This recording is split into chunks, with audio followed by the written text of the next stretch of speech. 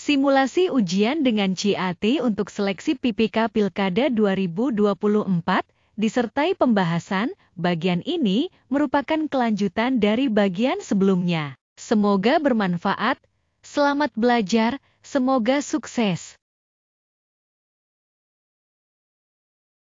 Soal nomor 26.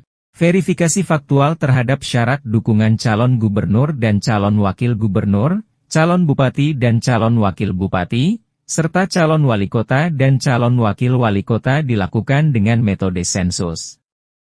Dengan kata lain, verifikasi faktual dilakukan kepada A. Setiap pendukung calon, B. Hanya pendukung calon yang diperkirakan akan menyatakan mendukung, C. Hanya pendukung calon yang diperkirakan tidak akan mendukung, D. Pendukung yang domisilinya berdekatan dengan tempat tinggal PPS, E. Pendukung yang dipilih secara acak oleh PPS. Pembahasan soal nomor 26. Verifikasi faktual terhadap syarat dukungan calon gubernur dan calon wakil gubernur, calon bupati dan calon wakil bupati, serta calon wali kota dan calon wakil wali kota dilakukan dengan metode sensus ini, yaitu seluruh pendukung yang disampaikan oleh pasangan calon yang sudah diverifikasi administrasi oleh KPU Provinsi atau KPU Kabupaten Kota dilakukan verifikasi faktual oleh PPS. Jadi jawabannya adalah A, yaitu setiap pendukung calon.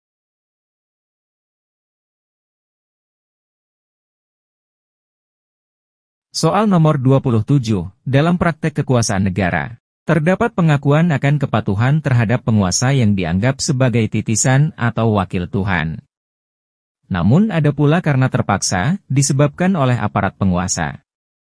Praktek kekuasaan pada sebuah negara yang demikian itu, merupakan praktek dari A. Teori kedaulatan Tuhan, B.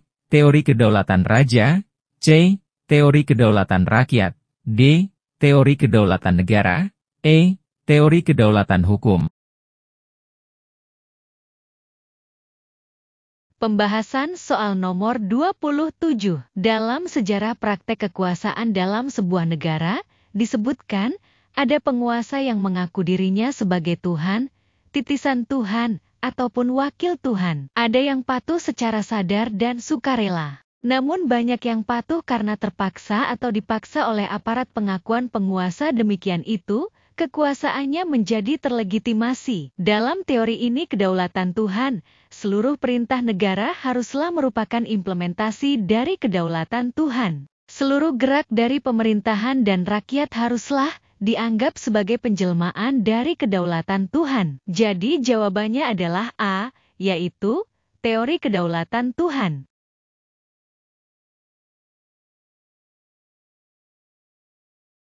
Soal nomor 28, tokoh-tokoh di bawah ini, sering disebut sebagai tiga serangkai, mereka adalah A.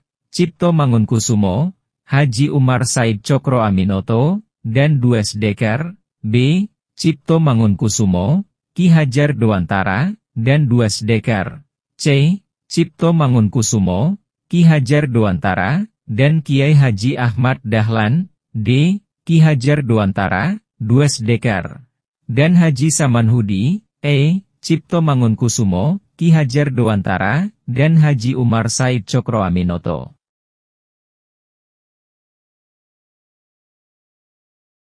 Pembahasan soal nomor 28. Tiga serangkai merupakan julukan perkumpulan atau kelompok yang beranggotakan tiga pendiri dan pemimpin organisasi indisik.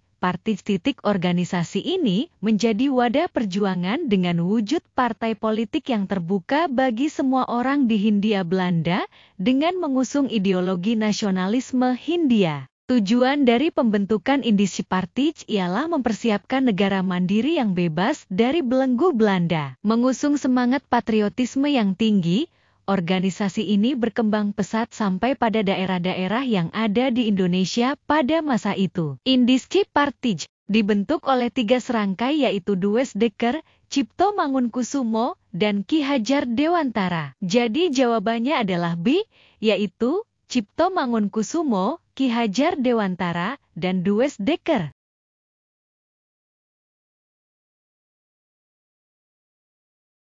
Soal nomor 29, nilai-nilai Pancasila itu dalam implementasinya melekat pada pembawa dan pendukung nilai Pancasila itu sendiri, dari individu dalam bernegara dan bermasyarakat. Hal ini menunjukkan bahwa Pancasila bersifat A. Idealitas, B. Realitas, C. Subjektif, D. Normatif, E. Universal.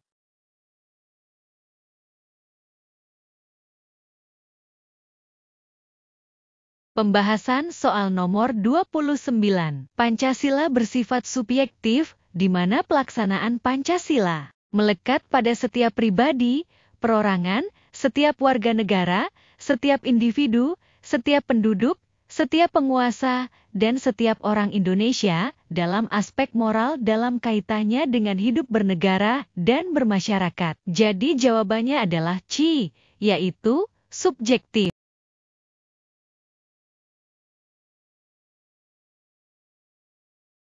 Soal nomor 30, Wakil Ketua Badan Usaha Persiapan Kemerdekaan Indonesia atau BPUPKI, yang merupakan orang Indonesia adalah A. Drs. Mohatta, B. Profesor Mr. Muhammad Yamin SHC, Dr. Kanjeng Raden Tumenggung Rajiman Wedyodiningrat, D. Insinyur Soekarno, E. Raden Panji Suroso.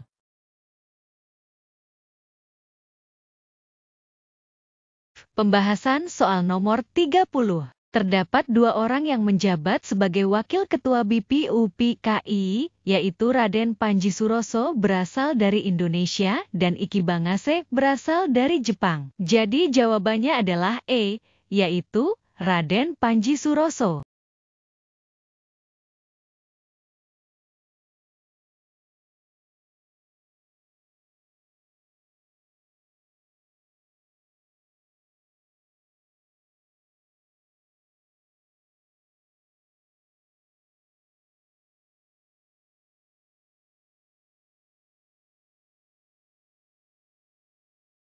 Soal nomor 31, jumlah anggota panitia pemilihan kecamatan pada pemilihan gubernur dan wakil gubernur, bupati dan wakil bupati, serta wali kota dan wakil wali kota, sebanyak A. 3 orang, B. 4 orang, C. 5 orang, D. 6 orang, E.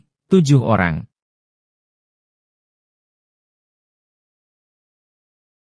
Pembahasan soal nomor 31. Sesuai dengan pasal 16 ayat 1 Undang-Undang Nomor 1 Tahun 2015, jumlah anggota panitia pemilihan kecamatan sebanyak 5 orang. Jadi jawabannya adalah C, yaitu 5 orang.